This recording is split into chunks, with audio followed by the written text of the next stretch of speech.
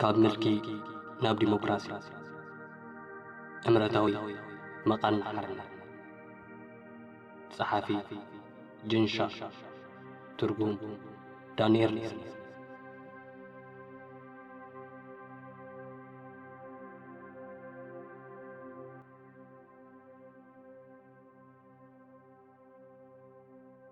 ምዕራፍ 3 ስልጣን ካበይ ይመጽእ ሰላምን ሓርነትን ዝዓብለሉ ሕብረተሰብ ምህናጽ ቀሊል ኣይኮነን ብሉጽ ስትራቴጂያዊ ክእለት ውዳብን ውጥንን ይሓትት ልዕሊ ኩሉ ግን ፖለቲካዊ ሓይሊ እውን ይሓትት እዩ ዴሞክራሲያውያን ንገዛእ ሓይሎም ብኣድማዕነት ናይ ምጥቃም ክእለት ክሳብ ዘይጥረዩ ንመለኽቲ ስርዓት ኣልጊሶም ፖለቲካዊ ሓርነት ከስፍኑ ክትስፎ ይግብኦምን እዚ ግን ብኸመይ ይከኣል ዴሞክራሲያውያን ሓደ ሰፊሕ ዝመርበቡ ሓይሊ ሰራዊትን ፖሊስን ዝውንን ምልኪ ከልግስ ዝኽእል ሓይሊ ብኸመይ ክውድቡ ይኽእሉ መልሲ ናይዚ ኣብቲ ብዙሕ ግዜ ግምት ዘይወሃቦ ተረድኦ ፖለቲካዊ ስልጣን ይርከብ ነዚ መንቋሕቋሕታ ዝምፍላጥ ዘጸግም ኣይኮነን ገለ መሰረታዊ ሓቅታት ምፍላጥ ጥራይ እኹል እዩ ዛንታ ጎይታ ህበይ እቲ ብዙሕ ግምት ዘይወሃበ ዝበልናዮ ኣምር ፖለቲካዊ ስልጣን ሊዩጂ ብዝተባሃለ ቻይናዊ ኣብ መበል 14 ክፍለ ዘመን ዝተጻሕፈ ጽንጽዋይ ብኣብነታዊ መንገዲ ብኸምዚ ዝስዕብ ይገልጾ ኣብ ሃፀያዊት ሃገረቹ ሓደ ብኣህባይ ዘገልገል ዓብ ሰብኣይ ነበረ ሰባት ድማ ጁጎንግ ጎይታ ህበይ ኢሎም ይጽውዕዎ ነበሩ እዚ ሰብኣይ ንጎንጎ ነተን ኣህባይ ኣብ ቅርዓቱ ይእክበን እሞ ነታ ካብ ኩለን ዝዓበየት ህበይ መሪሓትና ሙረር ክትከይድ ካብኡ ድማ ፍረታት ማሪረን ክመጻ ይእዝዘን ነበረ ኩለንተን ኣህባይ ካብቲ ዝመቐረረኦ ፍረታታት ሓደ ዕስሪት ነታ ዓብ ሰብኣይ ይህብኦ ነበራ እተን ከምኡ ዘይገበራ ድማ ብዘይንሕስያ ይግረፋ ነበራ እተን ኣህባይ ብዕሱም ይሰቃያ እኳ እንተነበራ ዕሚም ክብላስ ኣይደፈራን ሓደ መዓልቲ ሓንቲ ንእሽቶ ህበይ ነተን ካልኦት ኣህባይ ከምዚ ክትብል ሓተተተን ነዚ ኩሉ ግራ ብናቕጽልትንሲ እዚ ዓብ ሰብኣይ ባዕሉ ዲ ተኺልዎ እተን ካልኦት ድማ ከምዚ በልኣ ኣይፋሉን ባዕሉ ዝበቆለይ እታ ንእሽተይ ህበይ መሊሳ ሓተተት እሞ ብዘይፍቓዶ ፍረታት ክንወስድ ኣይንኽእልን እተን ካልኦት ድማ ተቕብል ኣቢለን እወ ክንወስድ ንኽእል ኢና በልኣ እታ ንእሽቶ ህበይ ቀጺላ እሞ ስለምንታይ ዳ ጽጋዕተኛታት ናይ ዝዓብ ሰብኣይ ንኸውን ስለምንታይ ኩልና ነገልግሎ ኣለና እታ ንእሽቶ ህበይ ዘረባ ቅድሚ ምውዳእ እተን ካልኦት ኣህባይ ኩለን ንቕሓተን ተበራበረ ሽዑ ምሸት ዓብ ሰብኣይ ደቂሱ ብዝረኣዮ ነቲ ተሓጺረናሉ ዝነበራ እኳ ኣፍሪሰን ነታ ኣማን ኩሉ ዓነውንዋ በልኦ እቲ ዓብ ሰብኣይ ኣብ መኽዘን ከዚንዎ ዝነበረ ፍረታት ሒዘን ድማ ሓንሳብ እናሓዋሩን ናብ ጫካታት ኣትዋ እቲ ዓብ ሰብኣይ ድማ ብጥሜት ሞተ ብኣባሃላ ዩሊዚ ገለ መራሕቲ ንህዝቦም ብቕንዕና ዘይኮነ ብሸፈጥ እዮም ዝገዝኡ እዚኣቶም ልክዕ ከምቲ ጎይታ ህበይ ዶ ኣይኮኑን ብዛዕባ ድንጉርነቶም ማዕሬማ ኣይፈልጡን ህዝቢ ብዝነቕሐ ድማ ብኡ ንብኡ ሽርሕታቶም ዋጋ ይስእን ቀንዲ ምንጪ ፖለቲካዊ ስልጣን እቲ መትከል ቀሊል እዩ መልእኽቲ ብዘይ ናይቲ ዝገዝእዎ ህዝቢ ሓገዝ ንምንጪ ፖለቲካዊ ስልጣን ክዕቅቦ ይክእሉን እዮም ምንጪ ፖለቲካዊ ስልጣን እዞም ዝስዕቡ እዮም ቀዳማይ መዚ እቲ ስርዓት ተቐባል ኣለዎ ስለዚ ድማ ክንምእዘዞ ሞራላዊ ሓላፍነት ኣለና ዝብል እምነት ናይ ህዝቢ ካልኣይ ሰብኣዊ ጸጋታት ቁጥርን ኣገዳስነትን ናይቶም ምስ መራሕቲ ወይ ገዛእቲ ዝተሓባበሩ ዝእዘዙን ዝድግፉን ሳልሳይ ፍልጠትን ክእለትን እቲ ስርዓት ገለ ተግባራት ንምፍጻም ዘድልዮን ካብቶም ተሓጋገዝቲ ውልቀ ሰባትን ጉጅላታትን ድማ ዝረኽቦ ራብዓይ ዘይጉዕዝ ወይ ረቀቕቲ ረቑሒታት ሰባትን ስርዓታት ክእዘዙን ክትሓባበሩን ዝደፋፍዎም ስነ ኣእምሮውን ስነ ሓሳባውን ረቑሒታት ራብዓይ ነገራዊ ወይ ነዋታዊ ጸጋታት እቶም መራሕቲ ንንብረት ባህርያውን ፋይናንሳውን ጸጋታት ቁጠባ ህይወት ናይ መራኸብን መጓዓዝያን መስመራት ናይ ምቁፅጻር ዝህልዎም ዝለዓለ ዕድል ሻድሻይ እገዳታት እቲ ስርዓት ንኹሉን ክቕጽልን ካብ ዘድልዮ ቀንዲ ነገራት ተንበርካኽነትን ምትሕብባርን ንምርጋጽ ኣንጻር ኣብያታት ዘይምትሕብባርን ክውሰድ ዝኽእል ጽኑዕ ወይ መፈራርሒ መቕጻሕትታት ይኹን እምበር እዞም ኣብ ላዕሊ ዝተጠቕሱ ምንጭታት ፖለቲካዊ ስልጣን ኣብ ተንበርካኽነትን ምእዘዛን ናይ ህዝቢ ምትሕብባር ናይ ብዙሓት ዜጋታትን ትካላትን ዝተመርኮሱ እዮም ውሑሳት ድማ ኣይኮኑን ምሉእ ምትሕብባር ምእዘዛን ደገፍን ንምንጭታት ስልጣን ዘራጉዱ ኮይኖም ከብ ሳዕቤኑ ናይ ሓደ መንግስቲ ስልጣን ኣብ ምዕንታሩን ተራ ኣለዎም ብኻልእ መዳይ ጨቆንቲ ህዝባውን ትካላውን ደገፍ ከም ዝስእኑ ምግባር ነቲ መሰረት ህላዎም ዝኾነ ምንጭታት ፖለቲካዊ ስልጣን የግድሎ ጥራይ ዘይኮነስ ጨሪሹ እውን ከንጽፎ ይኽእል እዩ ብዘይዞም ምንጭታት እዚኣቶም ድማ ጨቆንቲ ይዳኸሙን ይወድቁን መልእኽቲ ብባህሪኦም ድሌቶም ካብ ምትግባር ብዛዕብቶም ነገራትን ሓሳባትን ተነቀፍቲ እዮም ስለዚ ምምእዛዝ ንዝኣበዩ ንዝኣደሙ ወይ ምትሕባር ንዘይረኣዩ ክቆጽዑን ከፈራርሑን ናይ ግድን እዩ إذا كان موداتا نايت تاريخي مالتها يكونن ጭቆናን ጭካነን ናይ ግድን ኣይኮነን ኩሉ ግዜ እቲ ዝድለ ተንበርካኽነትን ምእዛዝን ከኸትል በአንጻር ናይቲ ዝህሉ ጭቆና ምንጭታት ስልጣን ዝተወሰነ ግዜ ክዕገት ተኽኢሉ ኣብቲ ስርዓት ዘይምትእማንን ምድነጋርን ክፈጥር ይኽእል እዩ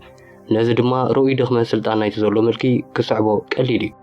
ምስ ግዜ ምዕጋት ምንጭታት ስልጣን ኣብቲ ስርዓት ርኡይ ድኽመትን ለምስና ኸቲሉ ናብ ውድቀት እውን ከብፅሖ ይኽእል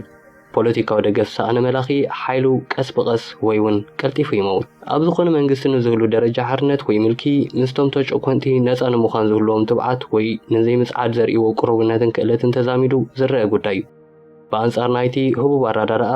ገበቲ ዝበሃሉ መለኽቲ ስርዓታት እውን ከይተረፈ ጽግዕተኛታት ናይቲ ዝገዝእዎ ሕብረተሰብ እዮም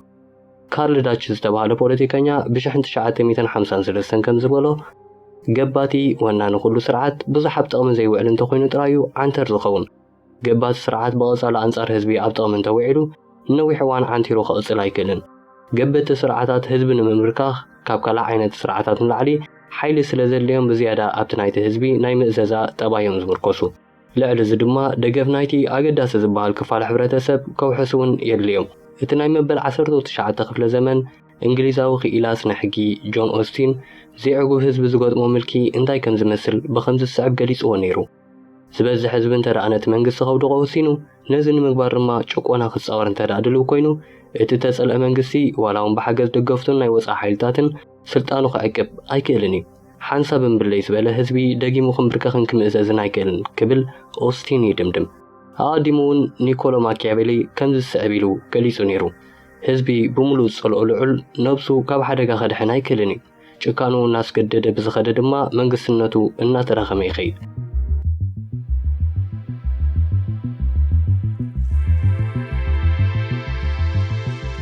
Dynamic Art Productions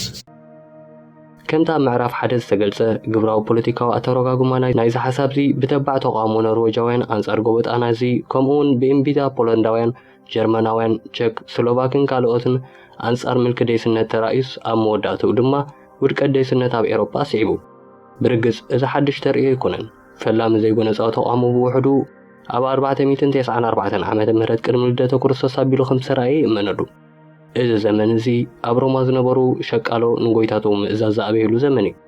ዘይጎነፃዊ ቃልሲ ኣብ ዝተፈላለዩ ቦታታት ዓለም ኤስያ ኣፍሪቃ ኣሜሪካ ኣውስትራልያ ደሴታት ፓስፊክን ኤሮፓን ኣብ ዝተፈላለዩ ግዜ ህዝብታት ኣብ ግብሪ ኣውዒሎም እዮም ስልጣን ናይ ሓደ መንግስቲ ክሳብ ክንደይ ጽኑዕን ዘይጽኑዕን ምዃኑ ንምፍላጥ ካብ ዝሕግዙና ቀንዲ ረቑሒታት እቶም ሰለስተ እዞም ዝስዕቡ እዮም ቀዳማይ ኣብ ስልጣን መንግስቲ ደረት ንምግባር ዝህሉ ናይ ህዝቢ ተዛማዲ ድሌት ካልኣይ ናይ ዜጋታትን ትካላቶምን ምንጭታት ስልጣን ብሓባር ናይ ምዕጋት ተዛማዲ ሓይልን ሳልሳይ ድማ ህዝቢ ምትሕብባሩን ደገፉን ንኸቋርፅ ዘለዎ ተዛማዲ ክእለትን ሕመረታት ዴሞክራሲያዊ ስልጣን ሓደ ካብቶም ቀንዲ መለለዪ ጠባያት ናይ ዴሞክራሲያዊ ሕብረተሰብ ህላወ ነፃ ዘይመንግስታውያን ጉጅለታትን ትካላትን እዩ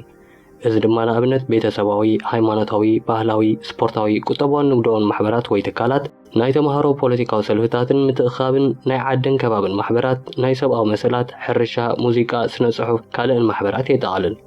እዘን ኣካላት እዚኣተን ብዘይካ ዕላማታተን ኣብ ምትግባር ሕብረተሰባዊ ጠለባት ኣብ ምምላእውን ኣገደስቲ እየን ኣብ ርእሲ እዚ ዘለዎም ፖለቲካዊ ኣገዳስነት እውን ዕዙዝ እዩ ህዝቢ ኣብ ኣንፈት ጉዕዞ ጽልዋ ክዕድረሉ ዝኽእል ጉጅለ እውን ትካላውን ሰረትን ብምንጻፍ ካልኦት ጉጅለታት ወይ እውን መንግስቲ ኣብ ረብሓታተንን ዕላማታተንን ንጥፈታተንን ብዘይፍትሓዊ መንገዲ ምትእትታው ዝገብሩ ብትሪ ይቃወማ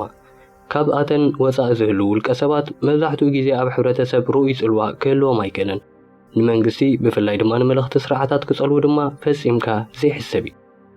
ከም ሳዕቤኑ ናጽነትን ነብሰ ምሕደራን ናይ ከምዚአን ዝኣመሰላ ትካላት እንተደኣ ብመለኽቲ ተመንዚዑ ብተዛማዲ ህዝቢ እውን ረዳኢ ይስእን ብተወሳኺ ዘን ትካላት እዚኣተን ንገዛእ ርእሰን እንተደኣ ብምልካዊ ምሕደራ ናይ ዘሎ ስርዓት ዝመሓደራ ኮይነን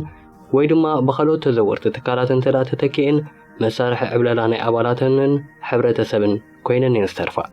ይኹን እምበር ካብ ቁፅጥር መንግስቲ ወፃኢ ዝኾነ ነብሰ ምሕደራን ናጽነትን ናይ ዘን ከም ዝኣመሰላ በርጌሳውያን ትካላት እንተደኣ ተዓቂቡን ተሓልዩን ንፖለቲካዊ ኣብያ ምቹእ ባይታ ክኾና ይኽእላ ኣብ መብዛሕትኡ መልእኽቲ ዝወድቅሉ ወይ ዝደኽሙሉ ኩነታት ከምታ ኣብ ላዕሊ ዝተገልጸ ኣብነታት ዝርአ ናይ ሓባር ረቑሒ ትግባረን ተባዕን ሓፈሻዊ ፖለቲካዊ ኣብያ ህዝብን ትካላቱን እዩ ከምታ ቀዲሙ ዝተጠቕሰ ሕመረታት ዴሞክራሲያዊ ስልጣን ህዝቢ ንምልኪ ዝቃወመሉ ወይ ድማ ጸቕጢ ዝፈጥረሉ ትካላዊ ሰረት የንጽፋ ኣመፃ መሰረትን ቅርጽን ናይ ሓደ ሕብረተሰብ መተካእታ ዘይብለን ኣካላትን ቀጻልነትን ዕቤተንን ናጽነትን ድማ ንዕውት ሓርነታዊ ቃልሲ ኣገዳሲ ቅድመ ኩነት እዩ ምልካዊ ስርዓት ናይቲ ሕብረተሰብ ነፃ ኣካላትን ተዕኒዎ እንተዳ ተቆጻጺሮን ተቋምቲ ሓደስቲ ነፃ ማሕበራትን ትካላትን ክቆሙ ወይ ድማ ንዘለዋን ዝተዳኸማን ትካላት እንደገና ብዴሞክራሲያዊ ኣገባብ ክቆጻጸሩን ክኽእሉ ኣለዎም ኣብቲ ናይ 1956 ክሳብ 57 ሃንጋርያዊ ሰውራ ሓያለዩ ዴሞክራሲያዊ ምትእኽኻባት ተቐልቂለን ኣብ ውሽጢ ሒደት ሰሙናት ድማ ክሳብ ደረጃ ፌደሬሽን ተዋሃዳ ትካላትን ማሕበራትን ተኸሲተን ነይረን ኣብ መወዳእታ 80ታት ኣብ ፖላንድ ሸቃሎ ዘይሕጋዊ ማሕበራት ብምቋም ነቲ ብደስነት ዝተዓብለለ ናይ ንግዲ ማሕበራት ተቆጻጺሮሞ ከምዚ ዓይነቱ ትካላዊ ምዕባለ ኣገዳሲ ፖለቲካዊ ውጽኢት ክህልዎ ይኽእል እዚ ማለት ግን ውድቀትን ምድኻምን ምልካውያን ስርዓታት ቀሊል ማለት ኣይኮነን ኩሉ ፈተናታት እውን ይዕወት ማለት ኣይኮነን እቲ ዝካየድ ቃልሲ ክሳራታት የብሉን ማለት እውን ኣይኮነን ምክንያቱ እቶም ኣገልገልቲ ምልካውያን ስርዓታት ብወገኖም ንህዝቢ ክንበርክኹን ከልምሱን ቃልሶም ክቕጽሉ ግድን ስለ ዝኾነ እዚ ኣብ ላዕሊ ዝቐረበ ትንታነ ፖለቲካዊ ስልጣን እምበኣር ውድቀት ምልካውያን ስርዓታት ዘይተረፍ ምዃኑ ንምእማት እዩ ምልካውያን ስርዓታት ብውሕልነት ዝትግበር ፖለቲካዊ ኣብያ ንኸይፃወሩ ዘገድዶም ፍሉጣት መለለይ ጠባያት ኣለዉ